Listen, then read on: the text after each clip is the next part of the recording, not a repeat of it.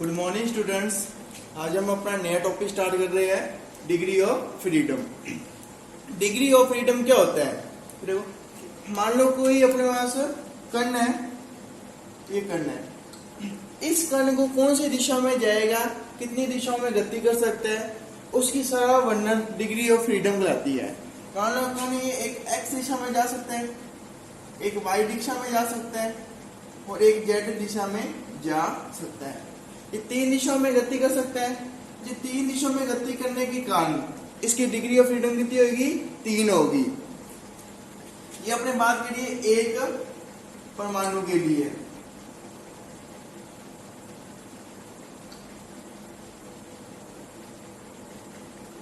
मान लो अकेला परमाणु हो, वो सिर्फ 3 दिशाओं में गति कर सकता है, इसके साथ और कोई परमाणु नहीं है, तो वो परमाणु एक परमाणु कहलाता है। इसकी डिग्री ऑफ फ्रीडम कितनी होगी? 3।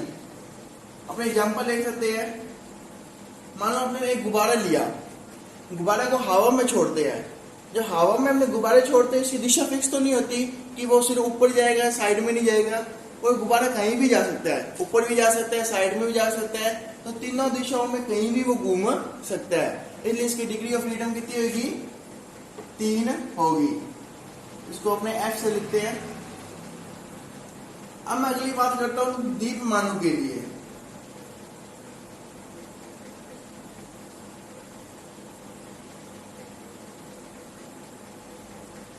मान लो कि दो परमाणु का अपने कोई कण है, जब मानो दो परमाणु इस कण में, ये दोनों परमाणु आपस में जुड़े हुए हैं, तो इसकी डिग्री ऑफ फ्रीडम कितनी होगी? तो ये दो परमाणु आपस में जब जुड़े हुए हैं, तो ये तो एक तो एक्स दिशा में होंगे, ये वाई दिशा में भी गति कर सकते हैं, ये जेड दिशा में भी गति कर सकते हैं। ये तीनों दिशाओं में गति कर सकते हैं। साथ में जब ये दोनों परमाणु जुड़े हुए हैं, तो ये घूर्णन गति भी करेंगे। इनका अक्ष के सापेक्ष घूर्णन भी होगा, इनका वाई एक्स के सापेक्ष भी घूर्णन होगा, जेड एक्स के सापेक्ष घूर्णन होगा और एक्स एक्स के सापेक्ष भी घूर्णन होगा। पर इसका एक्स एक्स के सापेक्ष जड़त्व आघूर्ण अधिक होने के कारण इनके घूर्णन को अपने छोड़ देते हैं, मानते नहीं है। तो इसको 3 तो जो होगी स्थानांतरण गति, एक्स एक्स के सापेक्ष, वाई एक्स के सापेक्ष, जेड एक्स के सापेक्ष, और 2 इनकी होगी घूर्णन गति। एफ कितने वैल्यू होगी इसकी? डिग्री ऑफ फ्रीडम इसकी कितनी होगी टोटल? 5। 3 तो इनकी स्थानांतरण गति के कारण और 2 इनकी घूर्णन गति के कारण। एग्जाम्पल लेते हैं। मान लो कि अपने 2 गुब्बारे हवा में छोड़े, ये दोनों एक दूसरी रस्सी से बांध के छोड़े, अपने में दोनों एक दूसरे जुड़े हुए हैं, बांधे हुए रस्सी से अलग नहीं हो सकते। जब इनको हवा में छोड़ते हैं, तो इस एक गुब्बारे की तरह ये हवा में उड़ेगा। हवा में कौन सी दिशा में जा सकते हैं? एक्स एक्स की दिशा में जा सकते हैं, वाई एक्स की दिशा में जा सकते हैं, जेड एक्स की दिशा में भी जा सकते हैं। तीनों दिशाओं में जा रहे हैं, तो 3 तो इससे स्थानांतरण गति होगी, स्थिति चेंज हो रही इसकी, और साथ में एक गुब्बारा दूसरे गुब्बारे के साथ घूर्णन भी कर रहा है, रोटेट हो सकते हैं, घूर्णन कर सकते हैं। जब घूर्णन करेगा 2 गुब्बारे, तो इनकी 2 क्या होगी? घूर्णन ऊर्जा भी होगी। तो टोटल इसकी एफ कितनी होगी? 3 + 2 = 5। जिस टोटल एफ कितनी हो जाएगी? 5 हो जाएगी। ये था एक परमाणु के लिए, ये था द्विप परमाणु के लिए।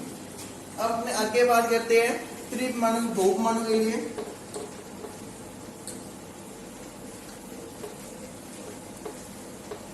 मान लो कि एक रात में कितने कण? 3 है, 3 परमाणु का बना हुआ एक रात है। त्रिपरमाणु की बात करता हूं मैं।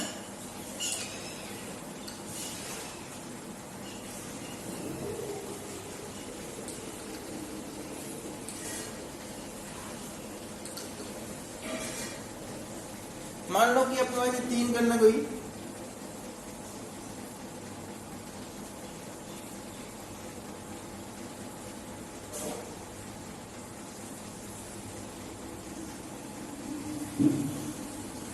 ये एक्स एक्स है, ये जेड एक्स है, ये वाई एक्स।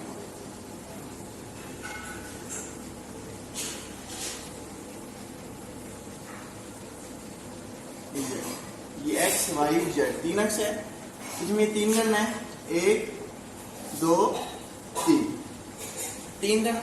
तीन खंड है तो तीनों दिशाओं में भी है, एक्स अक्ष में भी, वाई में, जेड में भी है। दो इसके अक्ष पर है, एक तो एक्स अक्ष पर खंड है, एक तो वाई अक्ष पर है, एक वाई जेड तल पर है। इनकी तीन खंड के कारण इनकी तीन स्थिति ऊर्जा तो होगी, तो इनका मतलब कि स्थानांतरण के कारण इनकी तीन फ्रीडम गति होगी, और घूर्णन गति इसके कारण कितनी होगी? एक तो इस खंड के लिए घूर्णन गति कारण एक्स अक्ष पर भी होगी, इसकी वाई अक्ष पर भी होगी, और इसकी जेड अक्ष पर भी होगी। तो तीन तो घूर्णन गति के कारण स्वतंत्रता गति होगी, डिग्री ऑफ फ्रीडम, और तीन इसकी स्थिति चेंज करने का स्थिति ऊर्जा के कारण होगी। 3 + 3 की टोटल कितनी होगी इसकी? 6।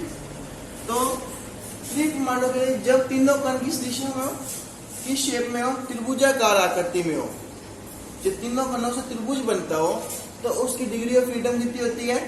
6 होती है। क्योंकि इनकी जो तीन आकृति बनी है, त्रिभुज बन रहा है, तीनों कोई ना कोई अक्ष पर उपस्थित है, कण तीनों अक्ष पर उपस्थित है, तो इसके कण के कारण इसकी एक्स अक्ष पर तो घूर्णन नहीं होगी, इन दोनों पर होगी। इसके कारण इस पर नहीं होगी, इन दोनों पर होगी। इस प्रकार इसकी घूर्णन गति कितनी होगी? 3 होगी। तो टोटल फ्रीडम गति कितनी होगी? 6। इसके भी गुब्बारे से अपने एग्जांपल लेते हैं। मान लो कि मैं 3 गुब्बारे ऐसे बांध के छोड़ दिए त्रिभुजाकार, तो हवा में उड़े तो तीनों दिशा में उड़ेगी ये, और साथ में मान लो ये गुब्बारा इसके साथ रोटेट हो रहा है, ये गुब्बारा इसके साथ रोटेट हो रहा है, और ये गुब्बारा इसके साथ रोटेट हो रहा है। ये गुब्बारे आपस में रोटेट हो रहे हैं, घूर्णन कर रहे हैं। 3 गुब्बारे हैं, आपस में तीनों एक साथ रोटेट हो सकते हैं, घूर्णन कर सकते हैं। तो इसकी घूर्णन गति कितनी होगी? घूर्णन की फ्रीडम गति कितनी होगी? 3। और स्थिति हवा उड़ने की जान कितनी होगी? 3। टोटल कितनी हो जाएगी? 6। ये आकृति कैसे होनी चाहिए? त्रिभुजाकार आकृति है तो ये 6 होगी। एक त्रिमाणु के लिए अगर यही अपने रेखीय आकृति लेते इसकी, ये कौन सी आकृति थी? त्रिभुजाकार आकृति थी।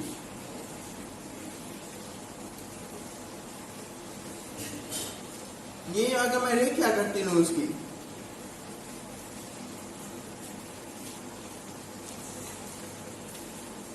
तो इसकी फ्रीडम गति 7 होगी। तो इसका अपने पास एक परमाणु के लिए आ गया, द्विपरमाणु के लिए आ गया, 3 परमाणु के लिए आ गया।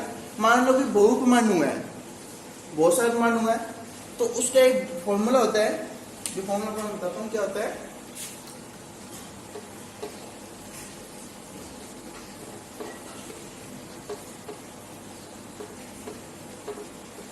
फ्रीडम ऑफ गति को अपने, डिग्री ऑफ फ्रीडम को अपने कैसे लिखते हैं? F से लिखते हैं। मान लो कि बहुपरमाणु की बात कर रहे हैं हमने,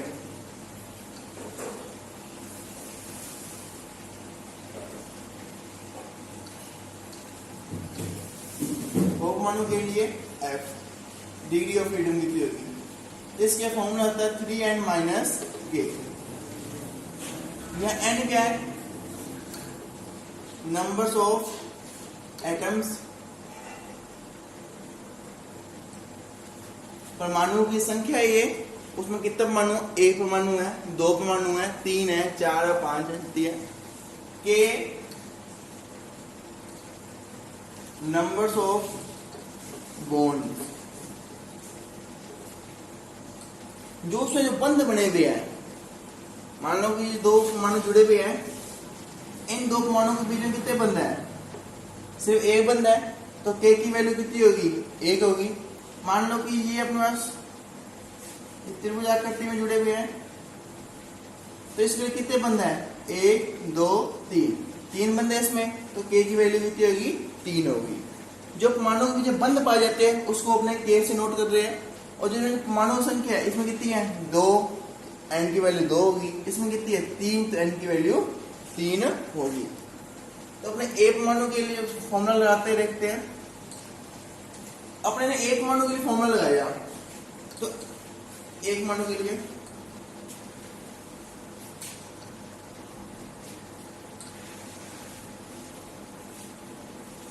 फॉर्मूला लगा रहे हैं। तो एक परमाणु के लिए जब फॉर्मूला लगाते हैं तो इसमें एन की वैल्यू कितनी थी? 1 थी, और के की वैल्यू 0, कोई बंद नहीं था। एक मानों से एक मानू रहेगा, कोई बंद नहीं है, तो इसकी एस की वैल्यू कितनी होगी 3 इंटू 1 माइनस के 3 माइनस 0 है।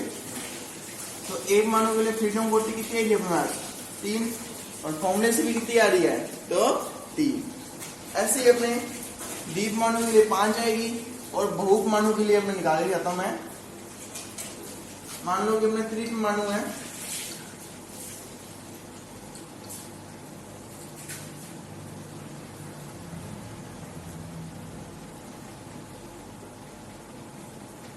त्रिप मानू के लिए। अब त्रिप मानू के लिए कितनी होगी, जो आकृति कैसे ले रहा हूं मैं, पहले त्रिभुजाकार ले रहा हूं। देखो त्रिभुज कैसे बनता है,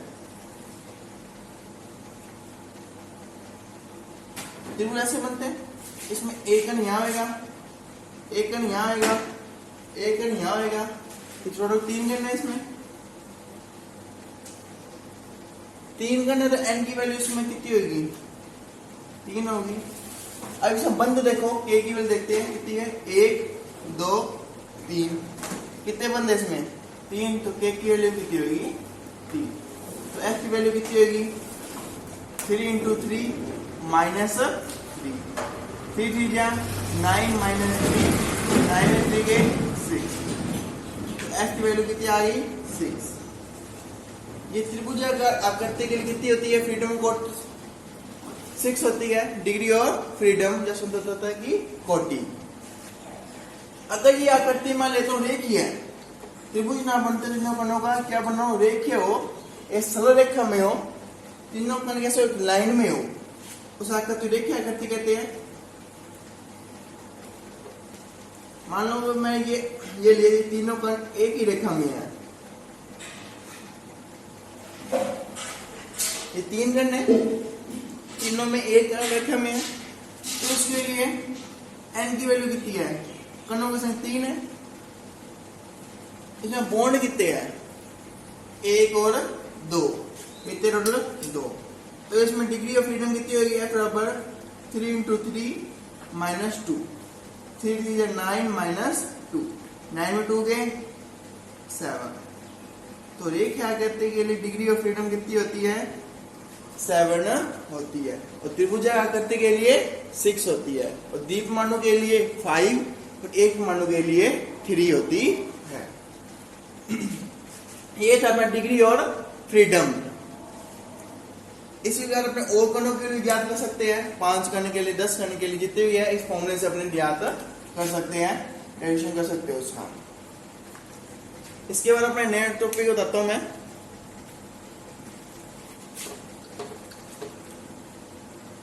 ऊर्जा स्वयं विभाजन नियम करेंगे इसके बाद अपने मैक्सवेल का।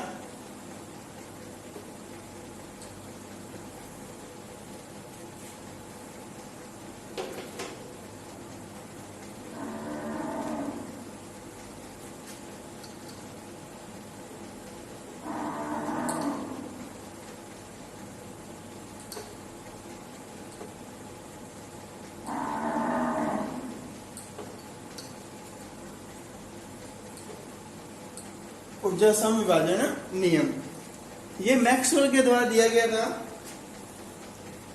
अब मैक्सवेल ने वो क्या कहा था, ये लो मैक्सवेल, ये स्वतंत्रता की कोटि पर डिपेंड है, डिग्री ऑफ फ्रीडम पर ही डिपेंड है। मैक्सवेल ने ये कहा था कि कोई अपने पास कोई कण है, अब गति कर रहा है, उसकी कुल ऊर्जा है, कुल ऊर्जा अपने पूरी गति ऊर्जा के रूप में मान लीजिए, आदर्श गैस से गति ऊर्जा रूप में मानी जाती है, तो उसकी जो किसी की एवरेज काइनेटिक एनर्जी कितनी थी 3/2 kT थी। ये एक उसने एक कण के लिए मानी कि एक कण के लिए मान लो, एक मानू के लिए मान लो, इसमें एक मानू, सिर्फ एक मानू के लिए तेरी काइनेटिक एनर्जी 3/2 kT है। तो उसने ये कहा था कि हर एक के लिए बराबर होती है काइनेटिक एनर्जी, जितनी भी डिग्री ऑफ फ्रीडम है, मान लो 3 है 5 है 6 है, जितनी भी डिग्री ऑफ फ्रीडम है उसके लिए जो उसमें एवरेज काइनेटिक एनर्जी है वो बराबर होती है। मान लो एक मानो के लिए 3/2 kT है, तो एक मानो के लिए डिग्री ऑफ फ्रीडम कितना अपने पास 3 था, तो एक कण के लिए कितना होगा, सिर्फ एक फ्रीडम के लिए ओनली 1 F के लिए सिर्फ मैं एक कोटि ले रहा हूं फ्रीडम की, एक कण की सिर्फ एक के लिए, तो सिर्फ 3 से डिवाइड करूंगा जब मैं, तो हाफ kT आ जाएगा। तो मतलब 3 दिशाओं में विभाजित है ये, इसे फ्रीडम ऑफ कोटि 3 है, तो डिग्री ऑफ फ्रीडम 3 है, तो इसके लिए एक के लिए कितना होगा, इसकी ऊर्जा हाफ kT होगी। ये सभी के लिए बराबर होती है, एक के लिए हाफ kT, दूसरे के लिए हाफ kT, तीसरे के लिए भी हाफ kT है। अगर घूर्णन गति ऊर्जा के कारण भी किसी की डिग्री ऑफ फ्रीडम है, तो उसकी भी गति ऊर्जा कितनी होगी, हाफ kT होगी, काइनेटिक ऊर्जा हाफ kT होगी। तो मान लो किसी भी परमाणु के पास डिग्री ऑफ फ्रीडम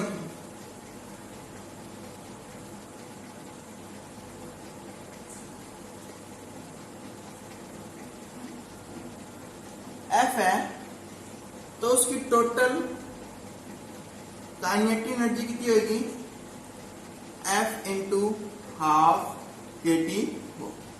ये मैक्सवेल ने कहा था। मैक्सवेल सिर्फ स्थितिज ऊर्जा की जो डिग्री को फ्रीडम ऑफ कोटि थी उसकी बताया, घूर्णन गति ऊर्जा और कंपन के कारण जो डिग्री ऑफ फ्रीडम थी उसकी ऊर्जा के वर्णन नहीं कर पाया था।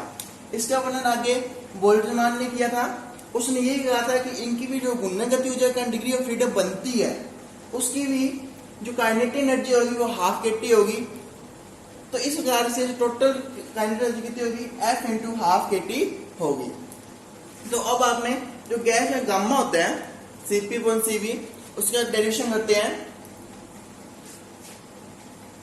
तो गैसों के लिए निष्क्रिय निकालते हैं, गैसों का जो संबंध आएगा उसका अपना डेरिवेशन करते हैं।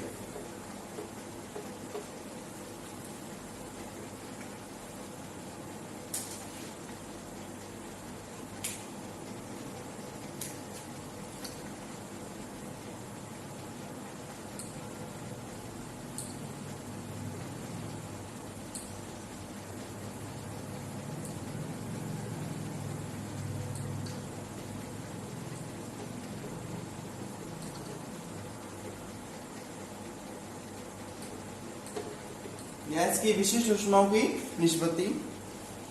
देखो अपने जानते हैं विशिष्ट ऊष्मा कौन सी होती है गैस की, एक तो Cp होती है और एक Cv होती है। इन दोनों के रेशियो और तो क्या कहते हैं अपने Cp/Cv, गामा से डिनोट करते हैं अपने इन दोनों रेशियो को। गामा जो होता है Cp/Cv होता है। अपने को गामा निकालना है, विशिष्ट ऊष्मा को निष्पत्ति मतलब इनका औसत, अपने को एवरेज निकालनी है, सॉरी रेशियो निकालना अपने इनका, तो अपने गामा निकालेंगे। तो सबसे पहले अपने बात करते हैं आदर्श गैस की। अपने यूनिट आदर्श गैस से स्टार्ट हुई थी। जो आदर्श गैस की अपने बात करते हैं, तो उसके लिए जो भी टोटल एनर्जी होती है, जो काइनेटिक एनर्जी होती है, वो उसकी डिग्री ऑफ फ्रीडम के कारण होती है। जो गति ऊर्जा में उसकी डिग्री ऑफ फ्रीडम है। मान लो कि अपने आइडियल गैस की बात कर रहे हैं, ध्यान रखना आइडियल गैस की बात कर रहा हूं मैं। इसके लिए टोटल एनर्जी कितनी होगी,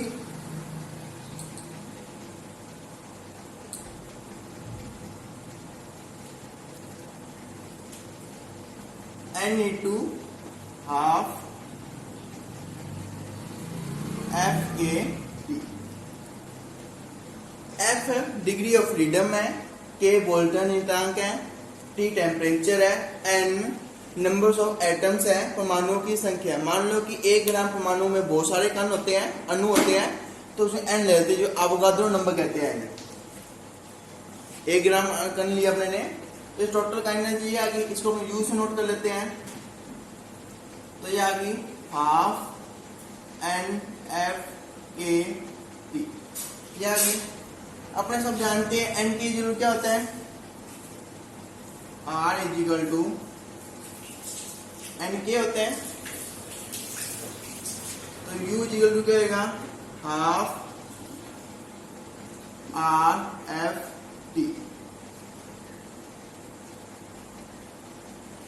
हाफ RFT होएगा।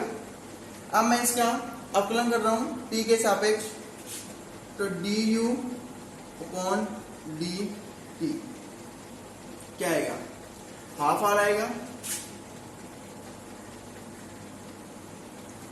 T का वन हो जाएगा हाफ आर, F आएगा, ये du अपॉन dt आएगा हाफ आर F। आपने यहाँ F छोड़ दें तो du अपॉन dt का आएगा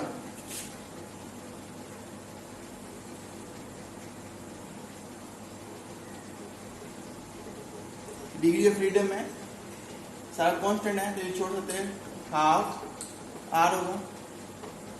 इसको इक्वेशन नंबर 1 दे दिए पड़ेंगे। अपने सब जानते हैं जो CV होता है, CV क्या होता है, नियत आयतन पर गैस की विशिष्ट ऊष्मा होती है। इसमें वॉल्यूम क्या है, फिक्स होता है, वॉल्यूम नियत रहता है। इसमें नियत वॉल्यूम पर गैस की विशिष्ट ऊष्मा होती है। नियत वॉल्यूम गैस की विशिष्ट ऊष्मा है, तो ये जो होती है, जो CV है, CV को बढ़ाते हैं तो इसकी जो एनर्जी होती है, एनर्जी में परिवर्तन du CV dt के इक्वल होती है। du क्या होता है, CV dt के इक्वल होता है। तो मैं dt अपॉन में ले गया तो du अपॉन में dt is equal to CV, ये आ गया। अब इस du अपॉन dt की वैल्यू में समीकरण नंबर इक्वेशन नंबर 1 में रख रहा हूं। पुट इन इक्वेशन 1, तो CV is equal to half R F हो गया। ये किसकी वैल्यू आ गई, CV की आ गई। अब अपने मेयर लो जानते ही हैं, मेयर सिद्धांत, वो कहता है CP minus CV is equal to RF। तो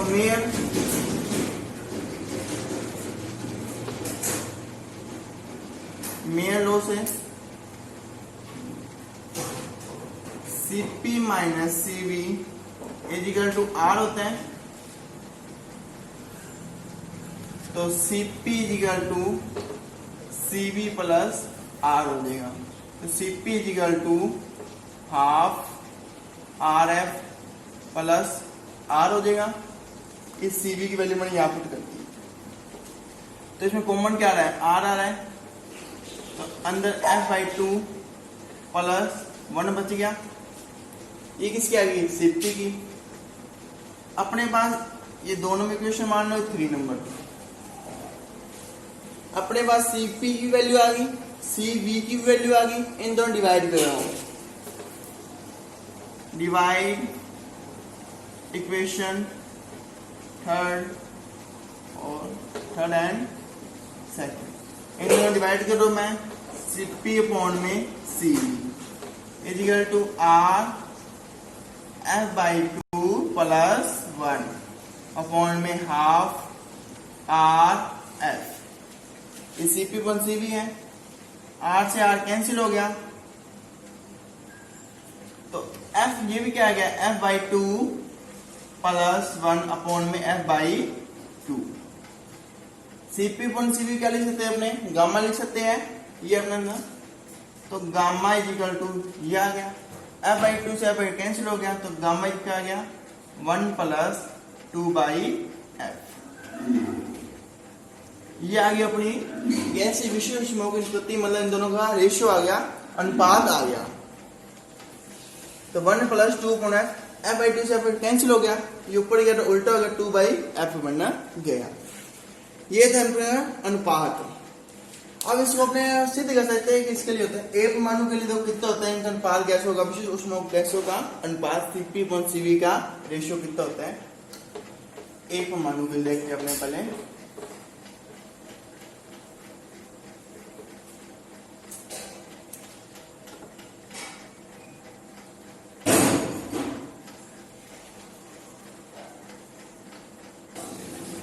एक परमाणु के लिए अपने जानते हैं डिग्री ऑफ फ्रीडम कितनी होती है, 3 होती है। गामा कितना है, 1 अपॉन में 1 प्लस 2 अपॉन में F, 1 प्लस 2 अपॉन में 3। इसको डिवाइड करो तो कितना आएगा, लगभग 6.67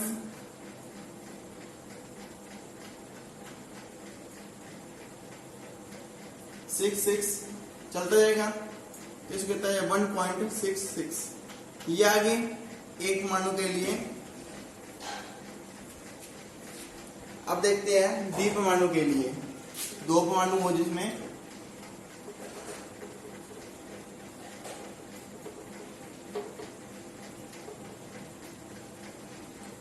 F की वैल्यू कितनी होती है 5, gamma equal to 1 plus 2 point में 5,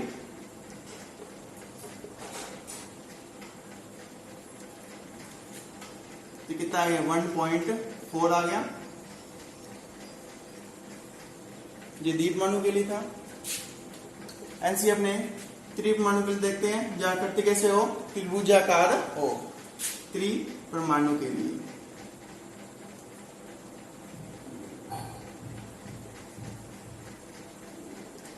कैसे ले रहे हैं अपने शेप, त्रिभुजाकार ले रहे, ट्रायंगल शेप ले रहे हैं अपने। तो इसके लिए F कितना होता है 6, गामा कितना होगा 1 प्लस 2 पॉइंट में 6, 1 प्लस 1 पॉइंट में 3। इसका आंसर कितना आएगा लगभग 0.333 आएगा। 1 प्लस 0.33 ले लो अपने, कितना आएगा 1.3। तो त्रिभुजाकार आकृति के लिए कितना आ गया 1.33 आ गया। अब अपने रेखीय आकृति के लिए निकालते हैं इसकी।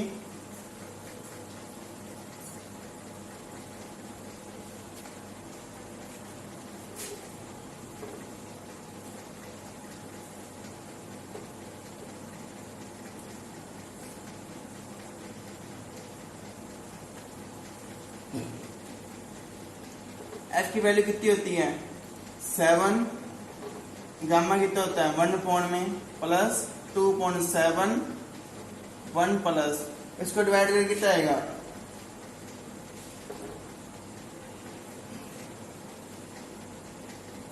लगभग 1 प्लस 0.27 आएगा, तो 1.27। तो अपने इसमें एक बात और करते हैं, एक परमाणु कितना आएगा 1.66, द्विपरमाणु कितना आएगा 1.4, और त्रिपरमाणु के लिए जब त्रिभुजाकार आकृति है तो 1.33, और रेखीय आकृति के लिए 1.27। कि गामा का जो वैल्यू है वो कम होती जा रही है, पहले 1.66 थी, फिर 1.4, फिर 1.33, 1.27। मतलब जैसे डिग्री ऑफ फ्रीडम बढ़ता है, किसी भी आकृति में जो परमाणु की संख्या बढ़ती है, तो इसके लिए जो गैसों के विषय ऊष्मा के अनुपात होता है Cp/Cv, जो ये रेशो अनुपात है, उसकी वैल्यू कम होती जाती है। एक परमाणु से एक परमाणु था तो सब ज्यादा इसकी गामा की वैल्यू थी, और जब डिग्री ऑफ फ्रीडम की वैल्यू सब ज्यादा थी रेखीय आकृति के लिए, तो सबसे कम उसकी गामा की वैल्यू थी। तो मतलब जब अपने आकृति में परमाणु संख्या बढ़ाएंगे तो डिग्री इसका गामा की वैल्यू कम होती जाएगी। तो अपना आज का टॉपिक यही समाप्त होता है। अगर कोई डाउट हो तो आप कमेंट करके मेरे से पूछ सकते हो। Thank you.